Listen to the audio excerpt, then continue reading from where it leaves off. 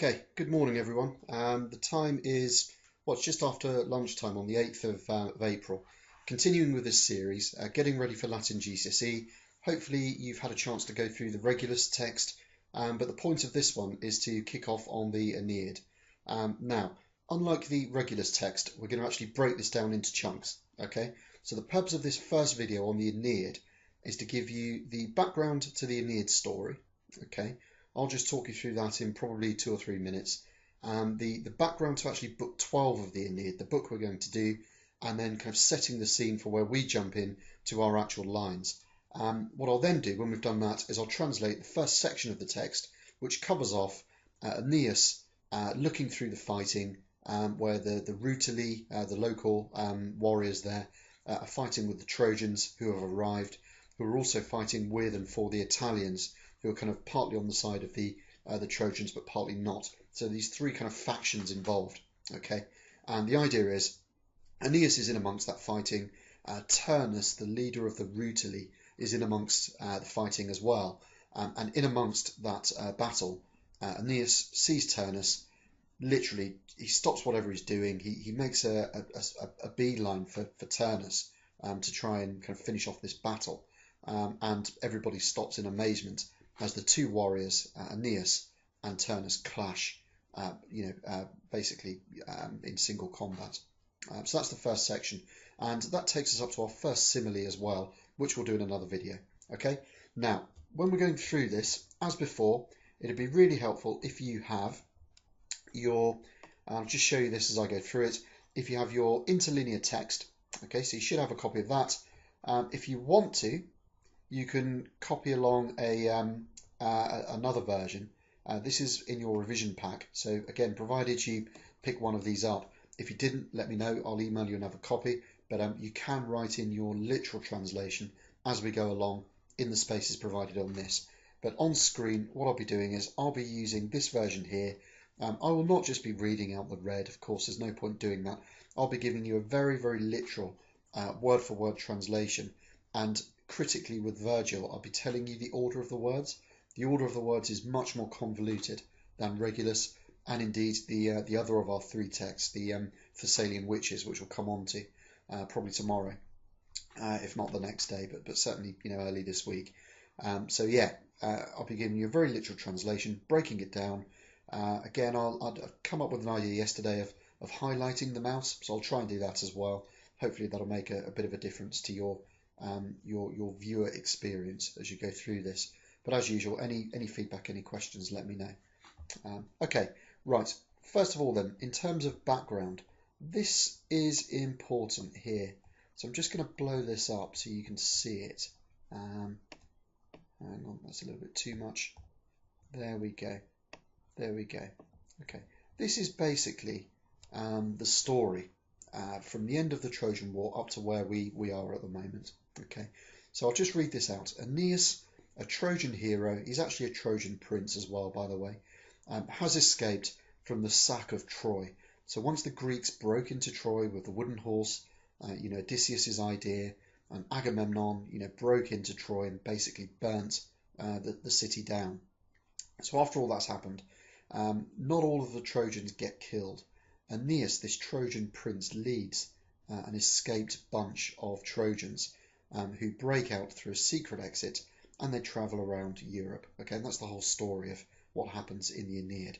So yeah, he's escaped from the sack of Troy, and after many adventures, including a love affair with Queen Dido of Carthage, has arrived in Italy, where it is his destiny to settle and establish the people who will eventually become Romans. Okay, to give you an idea of when this is happening, historians think the Trojan War happened in about just after 1200 BC. So we're looking at approximately 1150 BC in terms of rough date, to give you some context.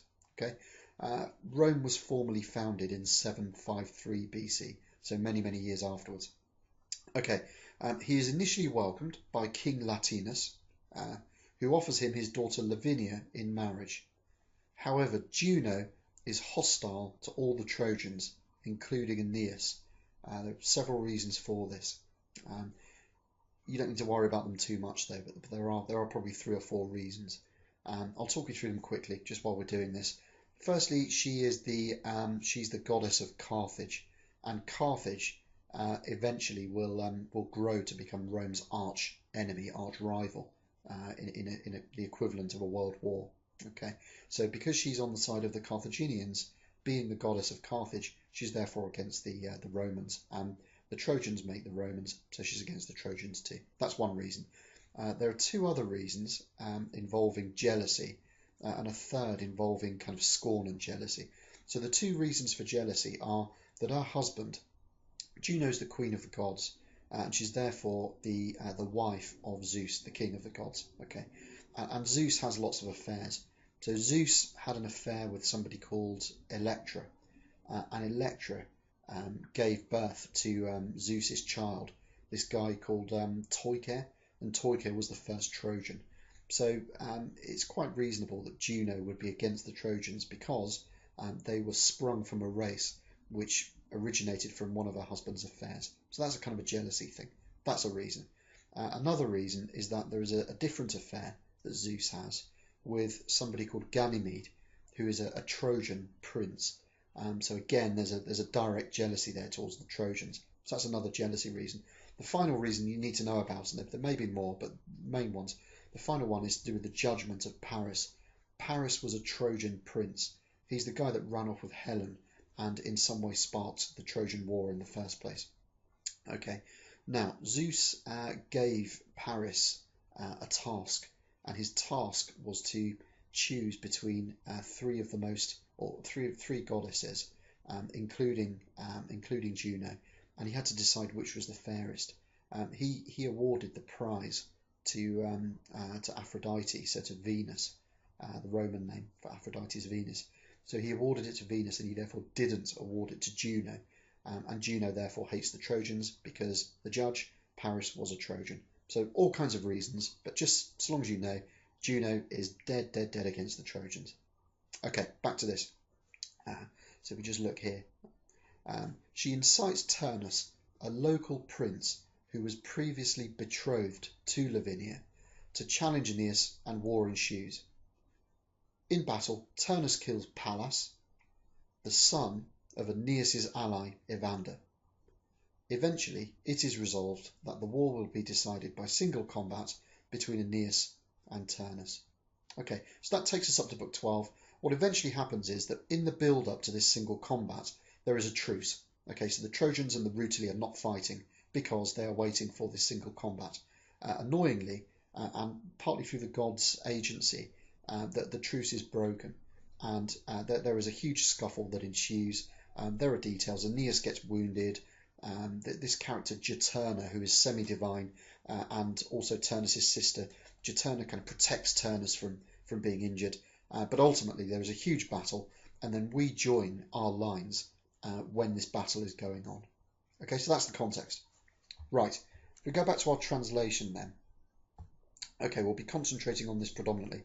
What I'm going to do in this video is I'm going to go through lines 6, 9, 7. So that's where we start.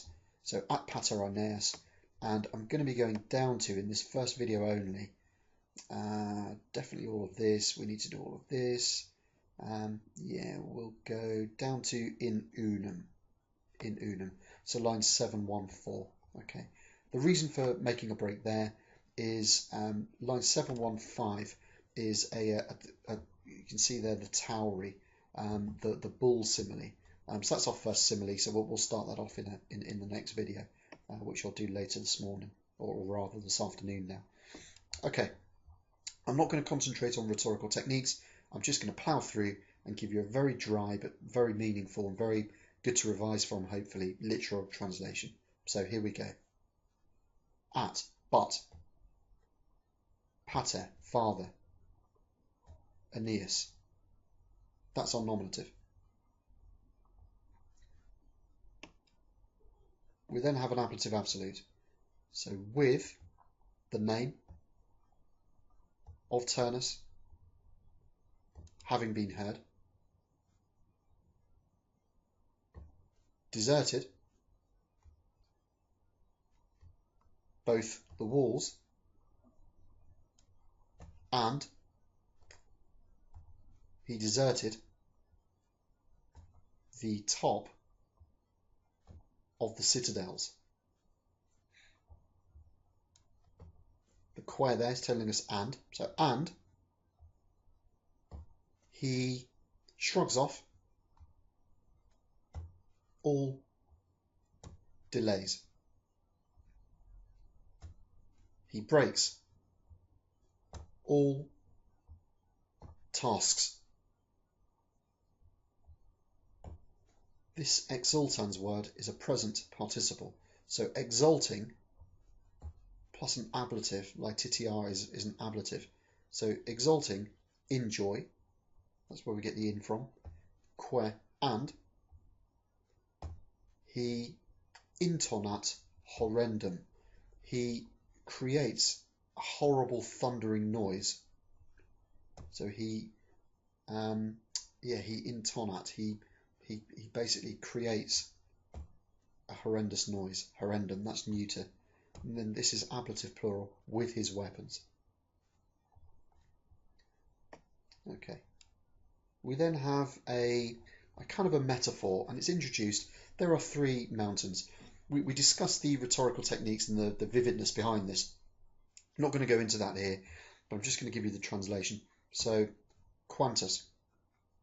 How great Athos, so that's the first mountain, or how great Erinx, that's the second mountain, or, and this is where the word order is awkward, so be careful. So, or, quantus, how great Father Apenninus itself when it roars,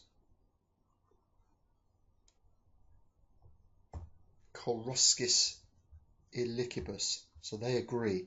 So with storm-tossed oak trees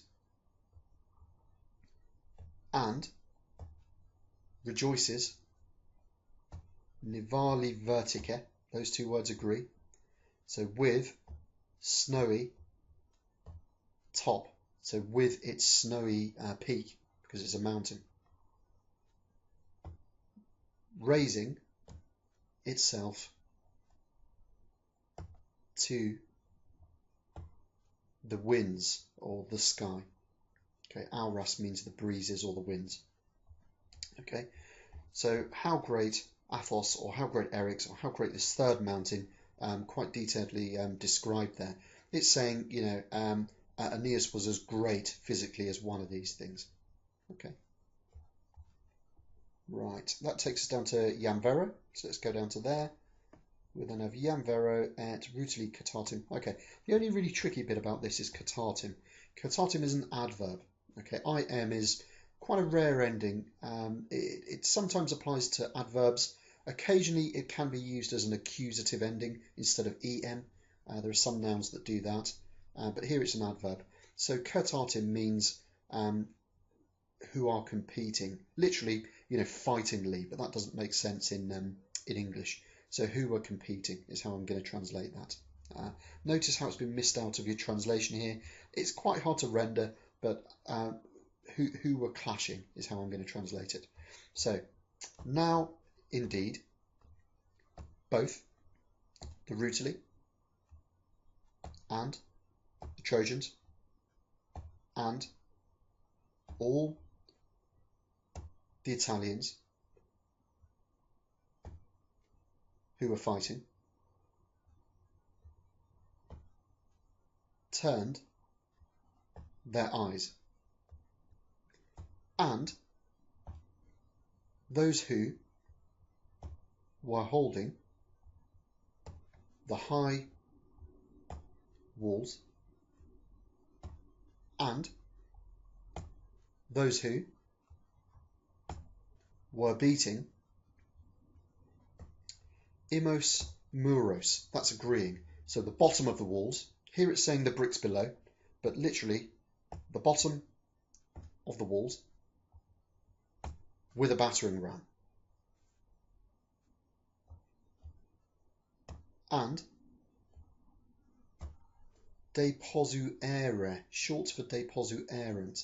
So they put down their weapons from their shoulders, umeris, from their shoulders. So everybody stops. That's basically what it means. Okay, the next bit. Latinus himself is gobsmacked, is unable to speak. That's what stupet means. And what we've got after stupet, just so you can understand the grammar here, we've got an indirect statement. So we've got ingentis, which is actually short, or it's an alternative ending rather. It's not short, it's an alternative ending for ingentis. Okay, so that is, I know it says is in your text, and is is correct, but it's a kind of a poetical alternative spelling for es. So that is accusative plural. It's also agreeing with genitos, although that's in a different clause, but genitos and viros. Okay, so we've got ingentis and viros as our accusative. We've got koiisse as our infinitive, and then inter se is a phrase which goes together. Okay, and then we've got this phrase here, genitos diversis partibus orbis. This is describing the viros, so that's why they're agreeing. And these final three words here, introduced by and. So these final two words are a second indirect statement. So we're going to use ingentis viros again, but we're going to use cernere as the infinitive this time, not koiisse again. Okay, so two indirect statements back to back. Let's translate it back from the beginning. So Latinus himself is amazed that, indirect statement, so that the great men born in different parts of the world have come together amongst themselves. That's what it literally means. Koiisse inter se, have come together amongst themselves. Have clashed is how you translate that. Okay. And King Latinus himself is amazed that the great men are cernere, are seeing.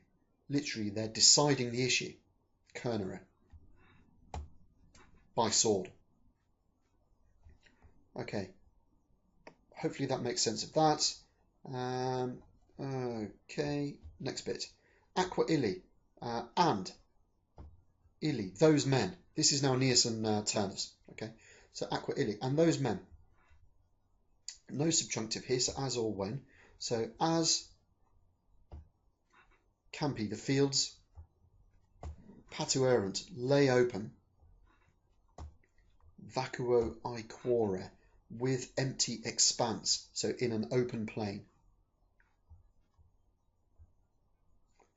They invadant, they wander into Martem, Mars. Now Mars is the god of war, so this is a way of personifying the clash, the actual fight between them. Invadant Martem means to join battle, and that's what it says here, join combat. But they wade into Mars, is what it's literally saying. So they join combat with rapid running and with their spears having been launched from long range. Eminis is an adverb, meaning from long range. Okay. So they clash, so they join combat, clipes, with their shields and with noisy bronze. Okay, so again, very literal translation of that. Lots of personification and transferred epithets, but go through your notes for the detail on that. Tell us, the earth that gives Gemitum a groan. Then, okay, this is a bit more tricky. We need to go on to the next page to get the main verb. So then, congeminant, they trade. So they congemino, they mix together. Krebros, frequent. Ictus, strikes. Ensibus, with their swords.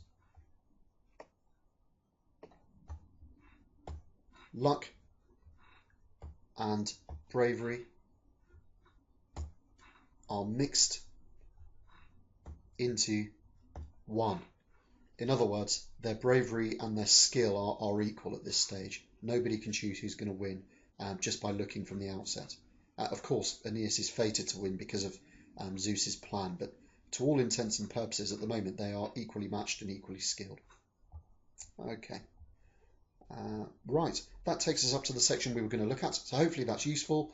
I will upload this now and I will immediately start the next video. Hope this helps.